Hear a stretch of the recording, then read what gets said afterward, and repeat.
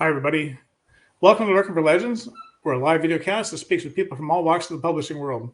My co-host, Christy Stratos, who can't be here tonight, David M. Kelly, and myself encourage viewers to chime in with questions for our guests or simply comment on what you hear. Tonight, we're excited to welcome science fiction, techno thriller, and popular science author Edward M. Lerner. Welcome, Edward. Hi, Rich. Thanks for having me. Hi, David. We're happy to have you on Hi, there. Edward. Sorry. Dave muted himself. So there's a lot of times we try to mute Dave and we can't. But before we get started, Edward, why don't you tell the viewers a little bit about you, just in case they're not familiar with you and your works? Okay. I started out as a physicist. As I was working my way through a physics degree, I took my first computer course and never looked back. I worked in high tech and aerospace for 30 years, and for the last several of those years, I wrote science fiction as my hobby. After my second novel sold, which meant the first one wasn't a fluke, I decided I was ready for a second career, and I've been writing full-time ever since. And I'm up to 22 books, with number 23 due out later this month, so I guess it took. That's awesome. 22 books. Wow. I've got a few books to catch up. Yeah, me too. Okay. I've only got 7 so far. I welcome the race. How many you got, Dave? 7. 7? Oh, I thought you had more than that. Is that including your anthologies and stuff? That's not including the collection of short stories. Yeah. You're cutting yourself short. I'm including collections, so it's only 16 novels. So, Edward, I want to ask you that. Imagine working in high tech and aerospace field for like 30 years. It's obviously influenced what you write. I was curious as I was reading that that during your work as an engineer and then as a supervisor afterwards, is there something that you foresaw way back when being invented and before it actually came into being? Like, this is something I think science fiction writers often envision, and then all of a sudden we're reading their stuff years later and wow, he predicted it. Well, I won't claim that I predicted anything profound. I think I'm more of the extrapolation mode than the inventing something from the whole cloth mode. So seeing where computer science might go 5, 10, 20 years out, for example, that's the kind of thing that comes naturally. But I won't claim that I invented the internet or anything like that. No, you didn't predict a cell phone. Or I guess phones were kind of in the background for many, many years before they actually came mainstream. But I was working at Bell Labs when the first practical cell phones were being developed. They were big, clunky, ugly things, and because they were very inefficient in their use of frequency, there were only a few thousand allowed in a major metropolitan area because they just interfered with each other. Otherwise, it was quite different than the cell phones we know today.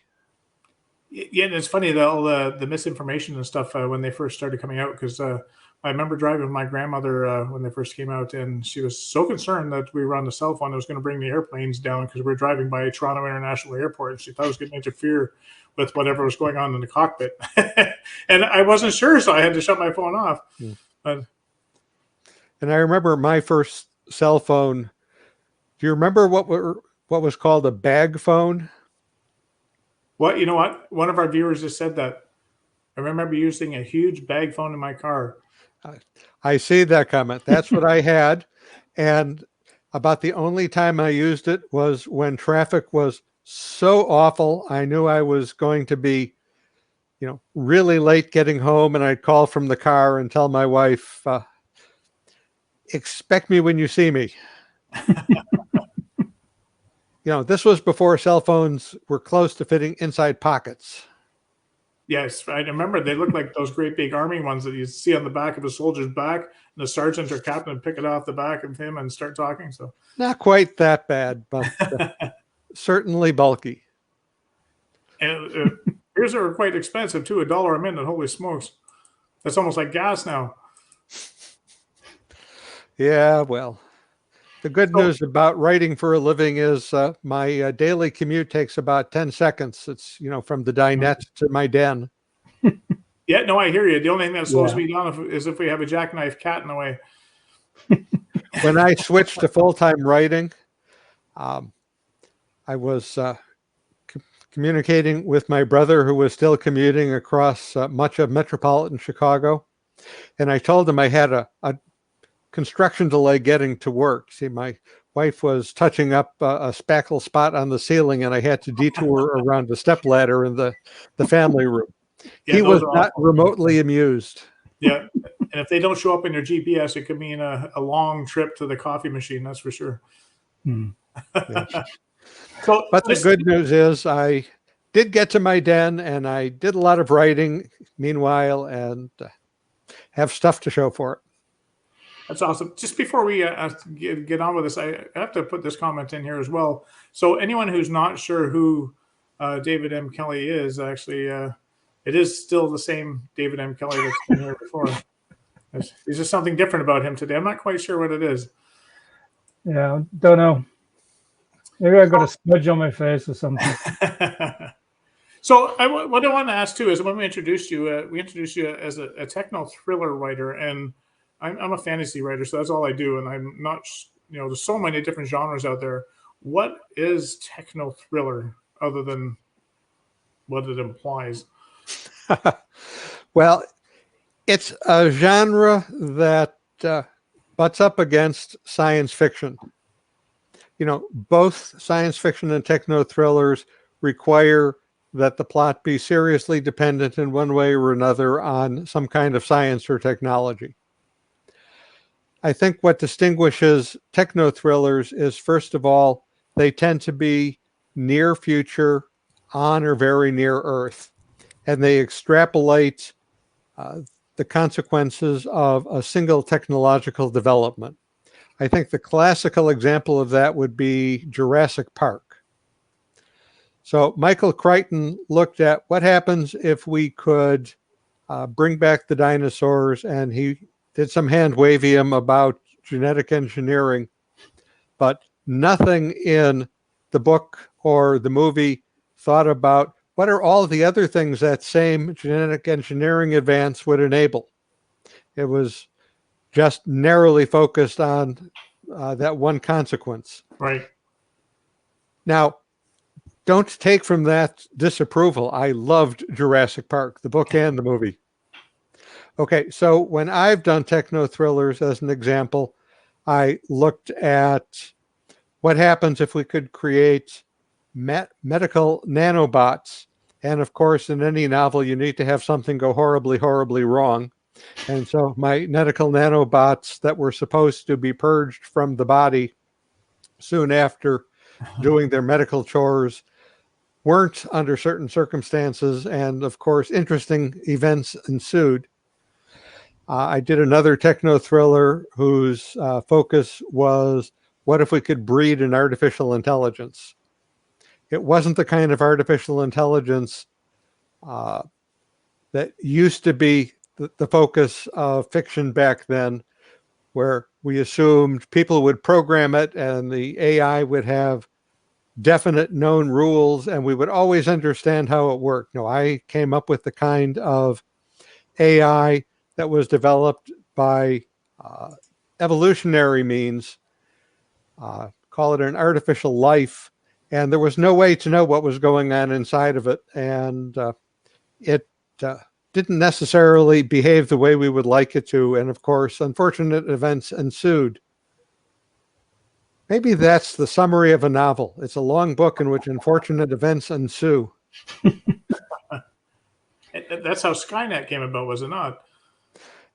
You could say that, yes. Edward, you started off as a physicist and then you switched to IT, which is kind of curiously quite similar to my own path, actually. And then you switched to writing, and I was just wondering, when you actually kind of like switched to full-time writing, like before then, were you actually writing a long time before you made the switch, or was it kind of like fairly much sort of like at the same time? It had been a while. I started on my first writing project something like 17, 18 years before I became a full-time author. But that's misleading because shortly after my first novel came out, which was only a few years after I started, I took a job with Hughes Aircraft as a NASA contractor. And it was a 6-day-a-week job on easy weeks. And I accumulated all sorts of wonderful information that I could use in my writing and had absolutely no time in which to write. It wasn't until quite a while later that I actually had time to ooze back into writing again. In the year 2000, I hit a milestone birthday and gave myself a sabbatical as a gift. And I sold a whole bunch of stories to Analog and Artemis magazines and got a good start on a novel. And I would have switched to full-time writing then, but the stupid internet bubble burst. And that complicated life a little bit. So I had to wait a few more years. That's interesting. Like my first novel took me 13 years to write because I was at the same time I was working as a project manager, IT project manager. See, get my teeth working today. And like the job was so stressful, I just couldn't actually find time to write. You know, I was just kind of like I didn't want to look at a screen after I finished work. I get that. Now, I will mention, since I talked about this ridiculously long, almost geological period of time, my first novel took me about 3 years to write and 2 more years to sell. The big hiatus came after that. The ironic thing was that novel has main characters who worked for NASA and lived in Washington, D.C., some of them. And when I started the book, I was not working for NASA and I was living in Chicago.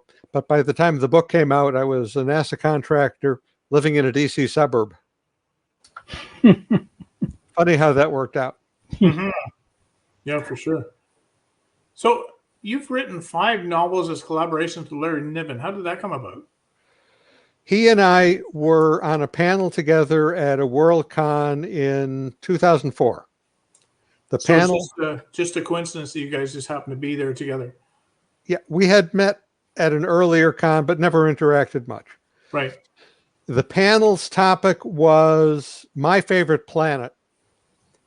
And everyone on the panel was asked to talk about what world, real or imaginary, would we most like to visit. When my turn came up, I said to Larry that I really would like to know more about the Fleet of Worlds, which is about 1 chapter glimpsed in Ringworld. And for people unfamiliar with the Ringworld or Fleet of Worlds, the Fleet of Worlds is what it sounds like. It's a constellation of planets untethered from a star flying through space. And of course, they're populated by interesting aliens. Larry's answer to this was, well, I don't have a plot idea for that. Shortly after the convention, I got back in touch with him and I said, well, I do. And that led to the first book. And that did well enough that there was a second book and a third. And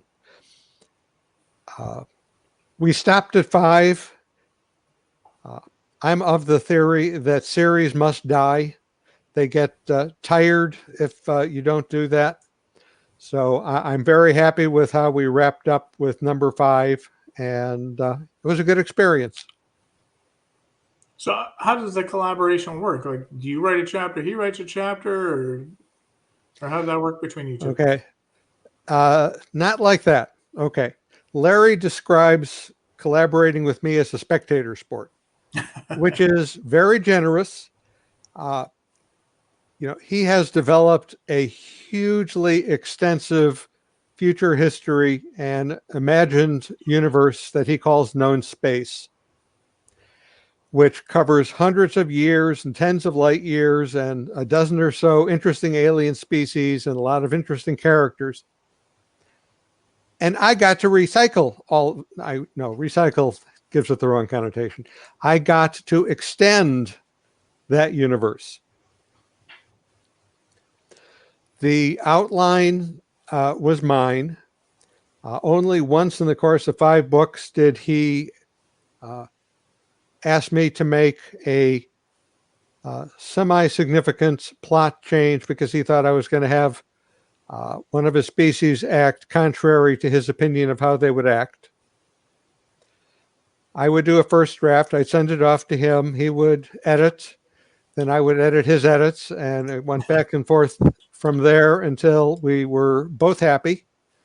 And it actually went pretty smoothly. We had a lot of email exchanges, a few telephone calls. We only met in person a literal handful of times when we were both at the same convention because we live on opposite coasts. That's interesting. So do you find it was quicker to write a novel that way? Did you find it took the same amount of time, or did it take longer because you had to wait for each other? It was probably a little bit longer because had to add time for the feedback cycles. Right. I mean, it wasn't significantly longer, but yeah, there was a noticeable difference. Yeah, and our viewer there says, amazing to hear you collaborated with Larry Niven. That's awesome. It was fun. Ed, if I could ask a question now. So you've got a blog entitled Thoughts and Occasionally Fuming about the state of science fiction and science fiction. So I've got to ask you, how do you feel about some of the recent adaptations of sci-fi classics that we've seen, such as Dune and Foundation? Okay, I have seen them both. Foundation is very loosely adapted from the novel. I actually like the David Lynch version from a few decades ago. Oh, sorry, I'm conflating. I was talking about Foundation, not Dune. Scratch that. Okay. The best thing about Foundation, the recent miniseries, was the cinematography, which was spectacular. I would watch it, will continue watching it simply for the cinematography. My chief disappointment with the Foundation miniseries is it does violence to the whole concept of psychohistory, which is the point of the novel. Instead of a sociological science that is able to predict things, seemingly Harry Seldon could predict when a particular lost starship would be discovered and would arrive just in the nick of time to save the day. That is not what psychohistory was going to do. Psychohistory was about broad social trends and broad economic trends. So good features and bad features.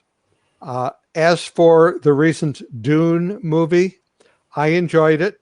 I don't believe it would have been intelligible to the average viewer who had not read the book. I thought the same about the David Lynch version decades ago, which I also liked. Just seeing the CGI that produced the sandworm in the new version was spectacular. I'm kind of hoping that these big budget movies will entice some science fiction viewers to become science fiction readers.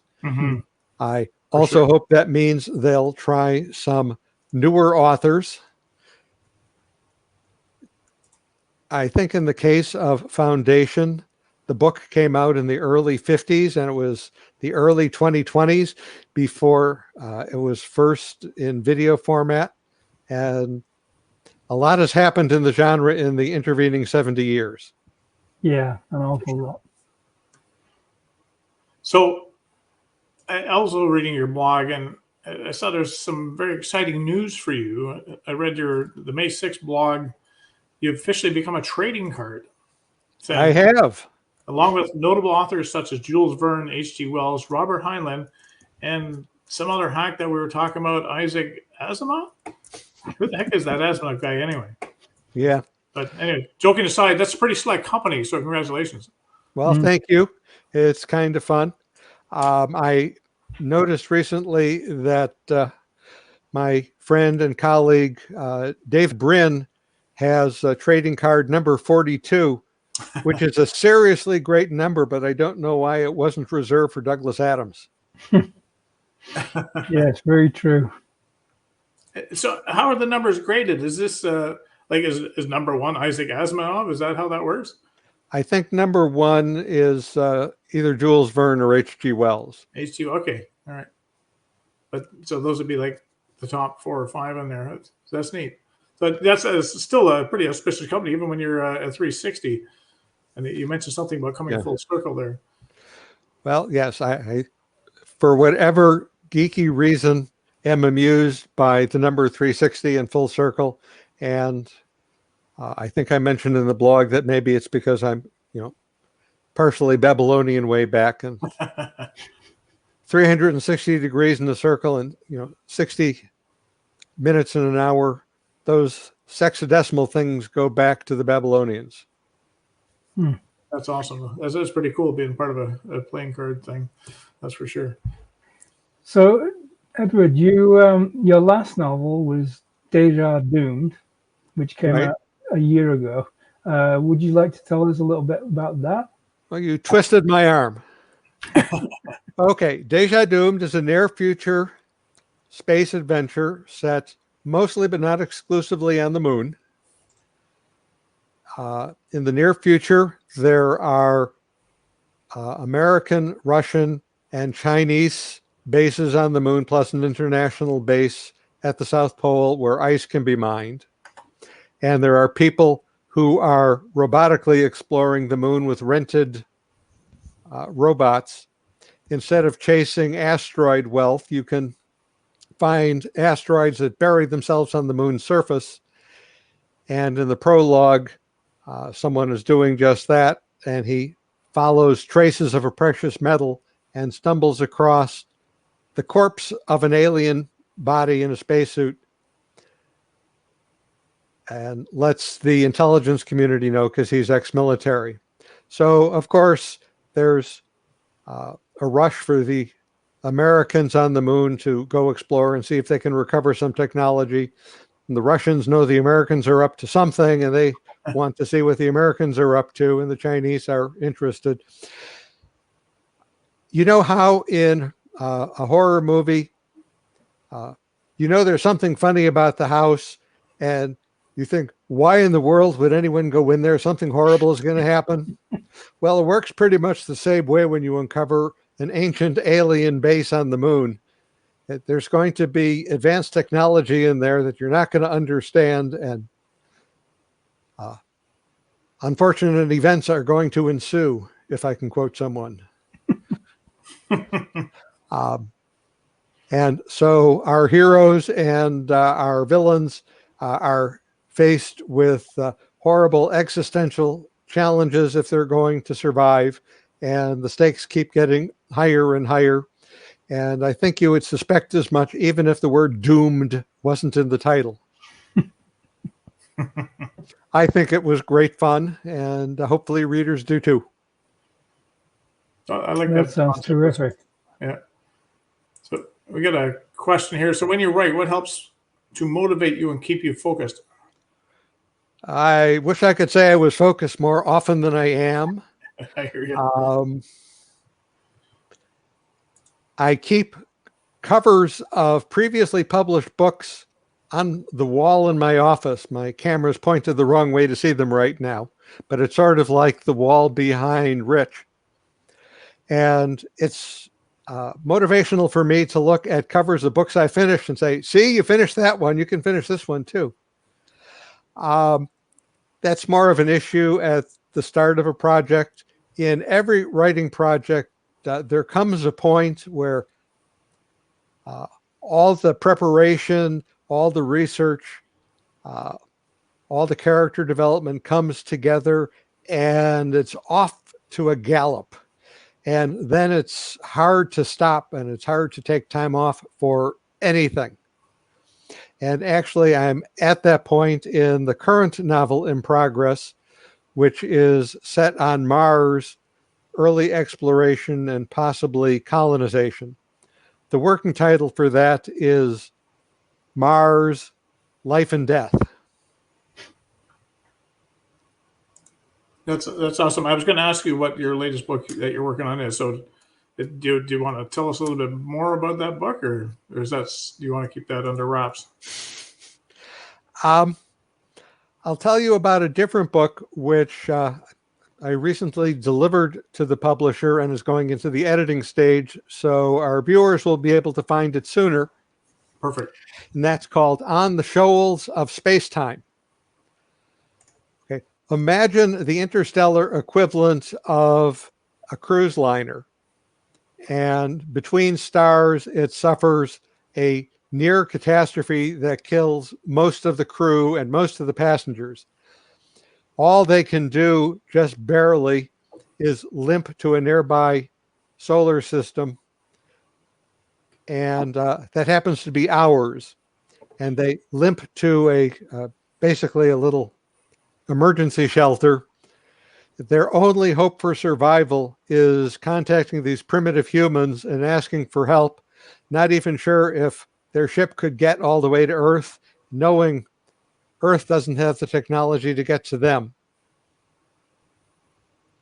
So it's a first contact novel, but it's quite different than I think any other first contact novel you've ever seen.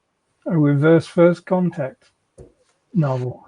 Yeah, well, lots of first contact novels go in the aliens find us or the us find them version, but usually they're looking to find someone. It's less frequent to have it be an accident. That sounds really cool. I like to think so. Well, is this a series?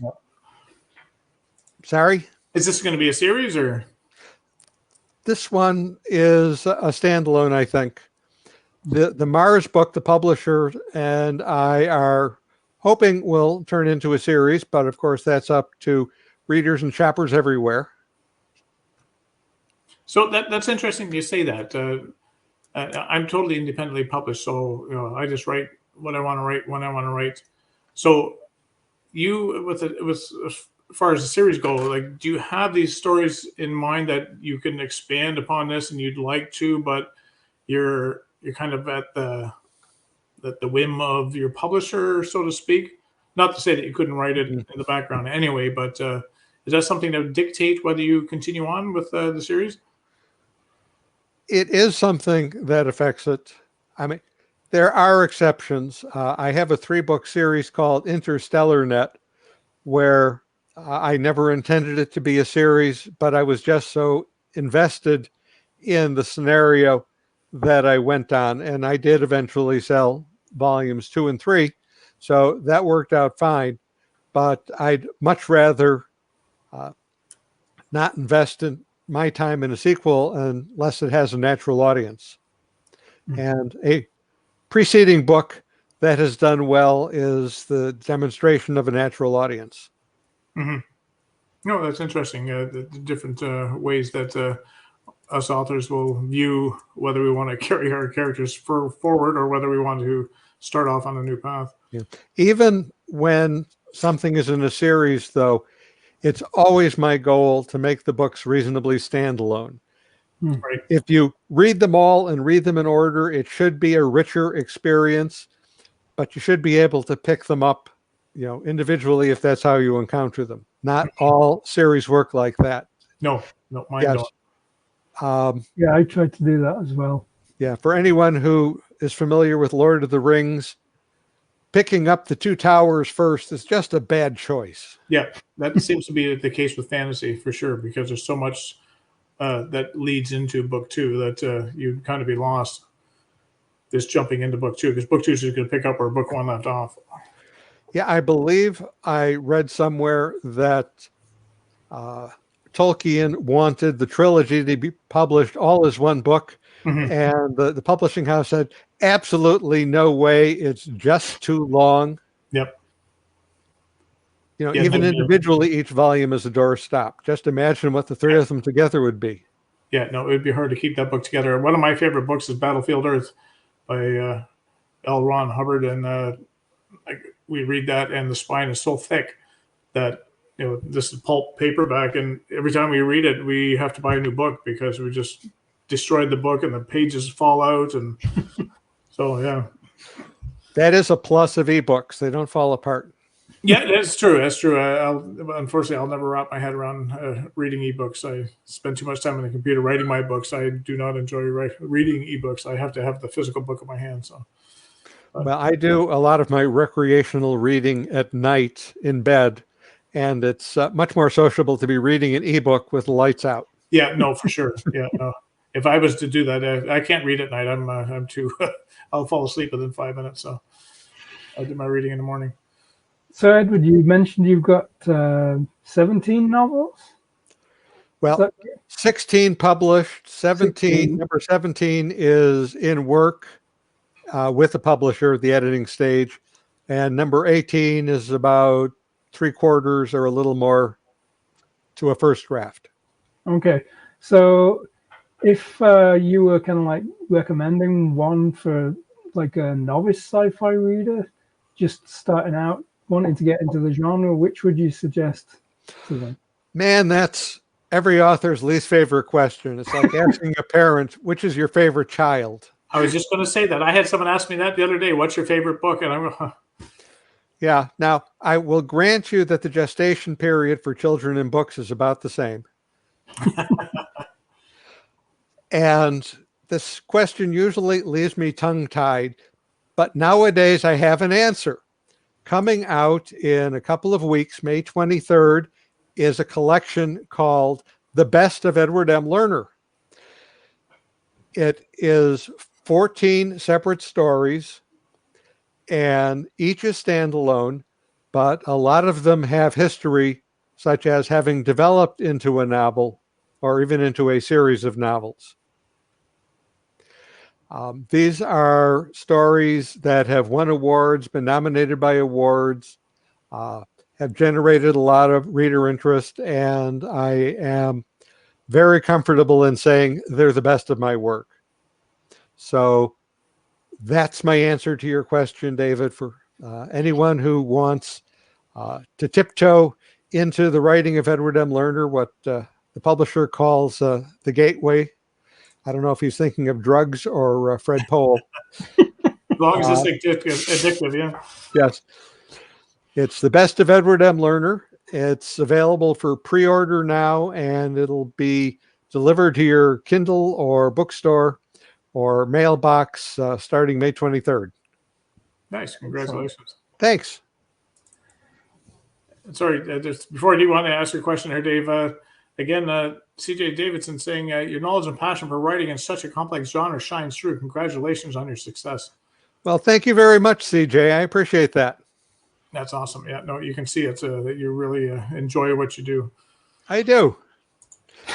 My wife says I'm a lot happier than when I had a day job. Yeah, My wife says the same thing. Yeah. So you did a really interesting blog post about elevator pitches. And how you summarize each novel, which I actually kind of like I read, and I found it very helpful myself, because it's very difficult when someone says, "What's your book about?" to actually have even a clue as to where to start to answer that. Because I mean, it's maybe 100,000 words or so, maybe more. But I mean, like, how do you sum that up in like 10 words?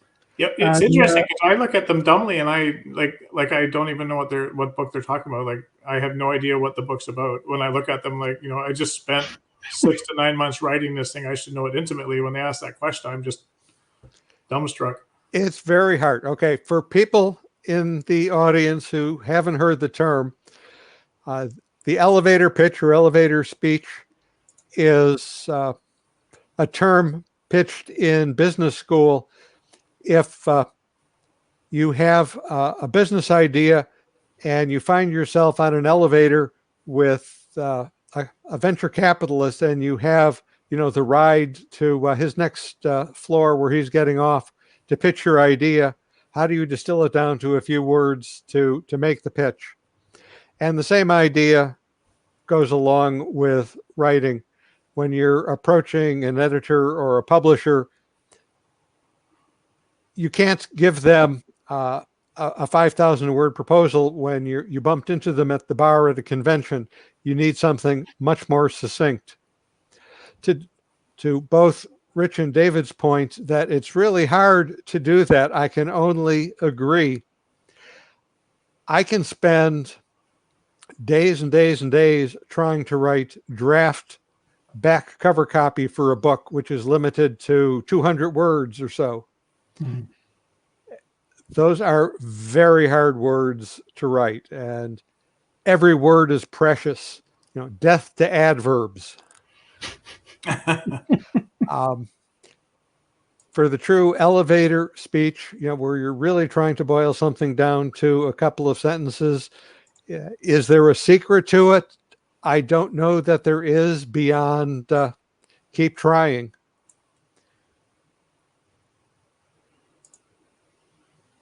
No, that's good. Yeah, struck you speechless there. No, it is. It's incredibly difficult. I struggle with this with every book I write. It's like from the, like you said, the back copy to like some kind of very succinct description of the book. It's kind of like, how the hell do you do this? It's just so hard. The one trick of the trade, or at least I think it's a trick, maybe I'm tricking myself, is to think of it in terms of movie taglines. I tried to come up with a tagline for each book. So, there was a very memorable one for Alien: In Space, No One Can Hear You Scream. If you knew nothing more about that movie, that's enough to make you want to see it, right? Mm-hmm. So I try to come up with a tagline for each book and then expand from there. Yeah, do you include that on your cover? Often, yes. So I mentioned a techno thriller. I didn't name it. It's called Fool's Experiments. And the tagline for that is, "We are not alone, and it's our own damned fault." I like to think that's a good line. Yes, yes. The phrase "Fool's Experiment," by the way, comes from Charles Darwin. Quite aside from looking at finches on the Galapagos Islands, he did an incredibly large amount of biological experimentation, and somehow that's less well known. And so there's a quote from some of his correspondence. "I love fool's experiments. I am always making them." And that just fits perfectly for the experimenters in my novel who were creating this artificial intelligence and not always thinking clearly enough about the consequences of what survival of the fittest meant to this entity they were evolving. So along with the science fiction and so on, I noticed you've written the Sherlock Chronicles, and also your novel The Company Man was described as Dashiell Hammett meets Andy Weir. So is there a kind of a love there for classic detective fiction? Can you tell us a little bit about that? Absolutely. I like noir detective stories. I love Sherlock Holmes stories.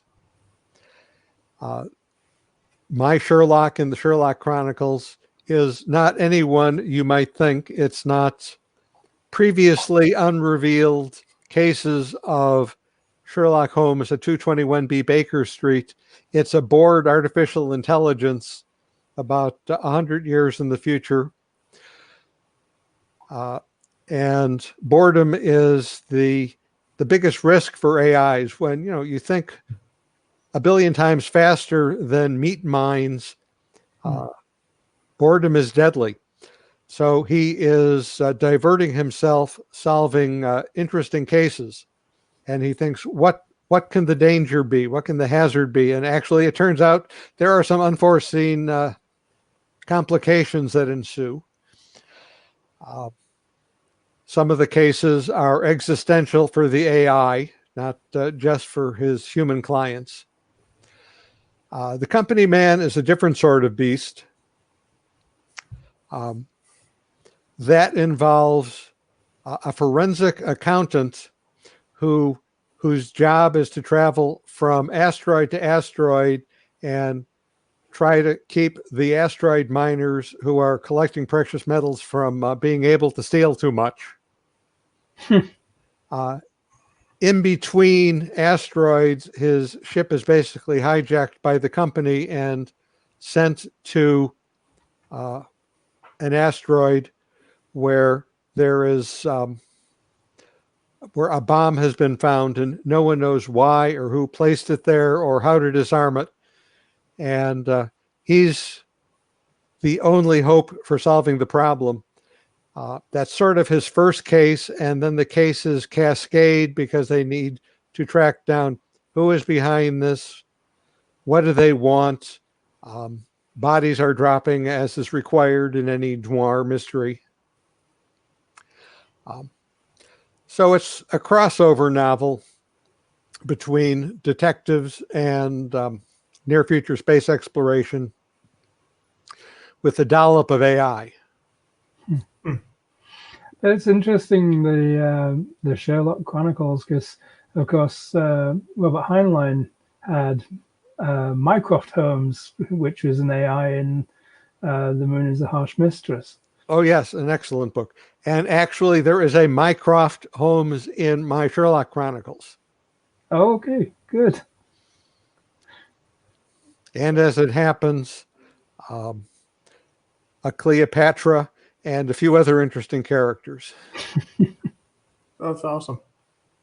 I see. Sorry, I don't know if you hear something beeping on my computer here, but I see that we're pretty well at the end of our show here. So I want to thank you for being on here and telling us a little bit about what's going on with the Edward M. Lerner universe and telling us about your books. And before we leave, as a recap, I know you said you're working on one book, but you have a release of the best of, or not the best of. What did you call your anthologies coming out? The collection coming out is called The Best of Edward M. Lerner. Okay, it is the best of. Okay, on May 20. That's May 23rd. So and available for pre-order now. Awesome. And so, other than that book, I know you're working on something else. Do you have a release date for the next book? For the new novel, no, there's no release date yet. If people are curious about my novels, the best thing to do is go to my website, cleverly called edwardmlerner.com. I see you've already put it up helpfully. We put it up 4 times yet. Holy cow. Yeah, Amazon, LinkedIn, Facebook. I'm Edward M. Lerner on all of them. That's funny because Dave and I don't know what each other's doing, and sometimes we do the same thing. That's normally when we do the same thing, and all of a sudden it comes up multiple times, but there's nothing wrong with that. So, and people looking for Edward M. Lerner books, where would they find them?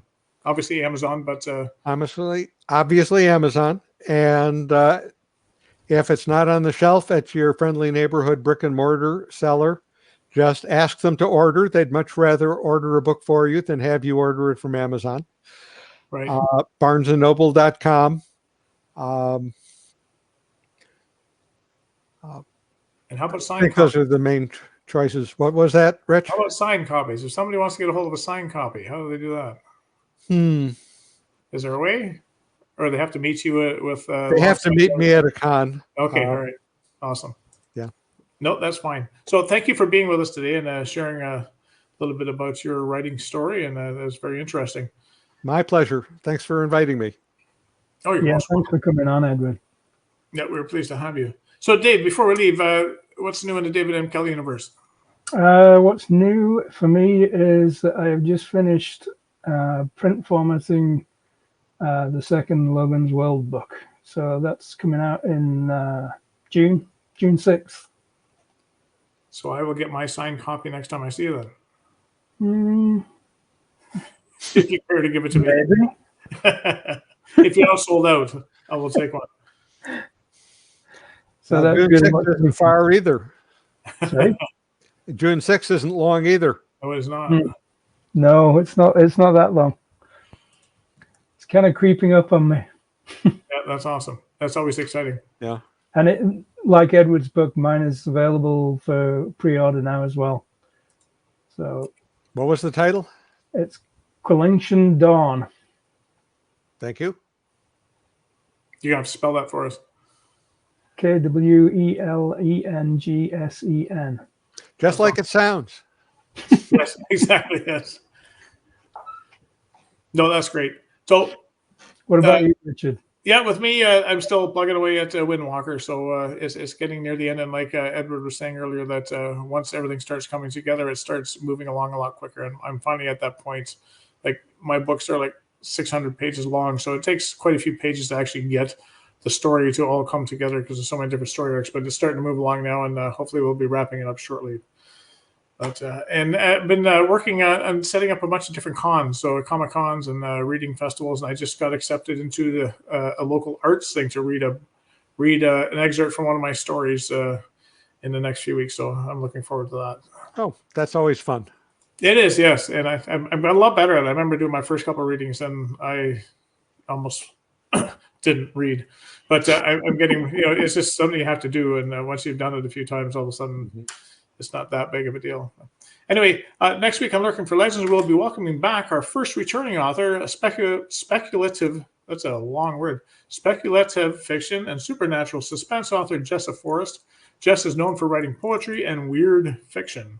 She's the author of The Slaughter Chronicle, a grimdark, Lovecraftian-esque contemporary fantasy about werewolves.